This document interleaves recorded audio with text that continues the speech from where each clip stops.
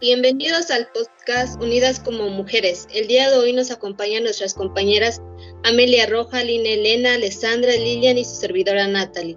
El día de hoy nos adentraremos un poco más al tema de violencia de género. A continuación, la compañera Lynn nos platicará acerca de ello. Te escuchamos, compañera. Gracias, compañera. Durante varios años y desde tiempos muy remotos se ha dicho que el género femenino es débil o que no pueden tomar sus propias decisiones. Esta idea está arraigada en nuestro cognitivo desde edades muy tempranas y recordemos que en nuestras familias siempre se escucha decir que las mujeres deben de atender al género masculino, ya sea el padre, los hermanos, abuelos o incluso hasta los tíos. Tanto se nos ha repetido que lo tomamos de una forma tan natural y muy pocas veces nos damos cuenta que lo replicamos a las nuevas generaciones de forma inconsciente. Arbitrariamente se lo imponemos a nuestras propias hijas, sin contemplar alguna otra opción. Hoy en día este tema es difícil de abordarlo sin generar controversia y sobre todo generando incomodidad en los hombres.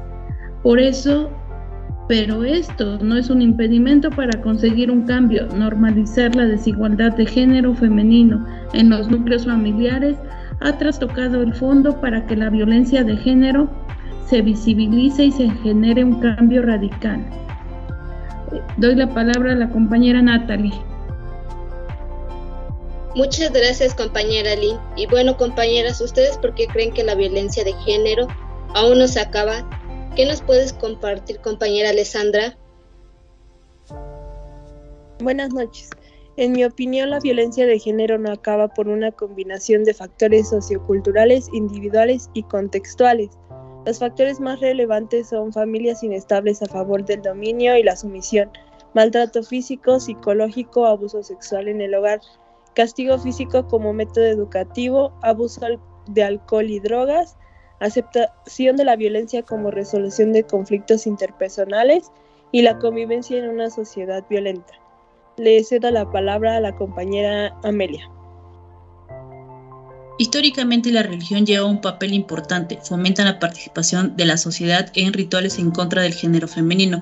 El fervor religioso mantiene dogmas que promueven prácticas de violencia como mutilaciones genitales, linchamientos y matrimonios arreglados, en la que la mujer se vuelve un objeto, esto desde la infancia hasta la madurez, y los hombres son colocados en posiciones de autoridad y toman decisiones, mientras que a las mujeres que desean ejercer esos mismos roles no se les permite.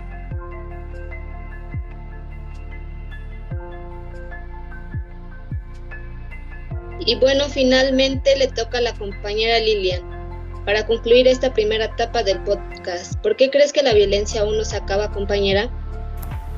Creo que la razón por la que probablemente no se erradique la violencia de género es porque la sociedad mexicana y en general del mundo es una sociedad machista y empieza el problema desde la educación en los niños y las niñas. La inferioridad femenina es una idea tan arraigada en nuestra cultura y sociedad que se requerirán muchos años de educación familiar y académica para modificar esa idea equivocada sobre las mujeres a una postura más justa para todos. Regresamos contigo, compañera Natalie. Muchas gracias, compañera. En esta segunda etapa del podcast hablaremos de qué comportamientos violentos vemos día a día y se nos hacen normales como sociedad. Ahora le cedemos la palabra a la compañera Amelia. Gracias. El más común es prohibir el contacto social, ya sea que esposo o novio le impida salir a su pareja con la familia o con amigos. Otro muy común y que está interiorizado es culpar a la pareja por cosas por lo que dijiste. Por ejemplo, solo dije eso porque me hiciste enojar. Estas prácticas no las consideran violentas porque como tal no hay un golpe. Hoy en día se conoce como violencia psicológica. Gracias. Gracias. Ahora le cedemos el turno a la compañera Lilian. Gracias, compañera. Bueno, yo veo constantemente a los padres violentando a sus hijos sin poder decir nada por el hecho de que son sus hijos y ellos saben cómo educarlos. Lo vemos normal y nadie hace nada para frenar esa violencia, porque se cree que por el hecho de que son padres son de su propiedad y pueden violentar al hijo o hija. Como vemos en las estadísticas, las niñas o mujeres son más violentadas e incluso los padres suelen ser más permisivos con los niños que con las niñas. Finalmente le cedemos el turno a la compañera Alessandra. En la actualidad, el enojo y las discusiones son parte normales de las relaciones saludables, pero el enojo que conduce a amenazas o violencia ya no es normal, como golpear o herir a alguien. El maltrato físico, verbal o emocional o el abuso sexual no son aceptables en ninguna relación. Muchas gracias, compañera.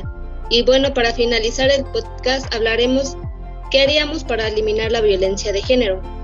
Y bueno, tenemos unas sugerencias para erradicar la violencia de género dentro de nuestra sociedad. Primero que nada, chicas, hay que comprender que somos una sociedad la cual está conformada tanto hombres como mujeres y niños, cada uno con sentimientos, pensamientos, gustos, creencias y capacidades diferentes, las cuales deben ser respetadas de igual manera. También como sociedad debemos comprender que cada uno puede aportar infinidad de cosas positivas a nuestra sociedad, no solamente conocimiento, sino proyectos que beneficien como sociedad. También hay que comprender y entender esta parte que la violencia no se termina puesto que las víctimas no se sienten en confianza de hablar y pedir ayuda. Como sociedad hay que aprender a escuchar mensajes de ayuda, escuchar a las personas que nos rodean para poder brindarles apoyo tanto físicamente, moralmente o incluso psicológicamente. La gran parte de ocasiones de violencia de género no se termina porque las mujeres no hablamos a tiempo, no recurrimos a pedir ayuda.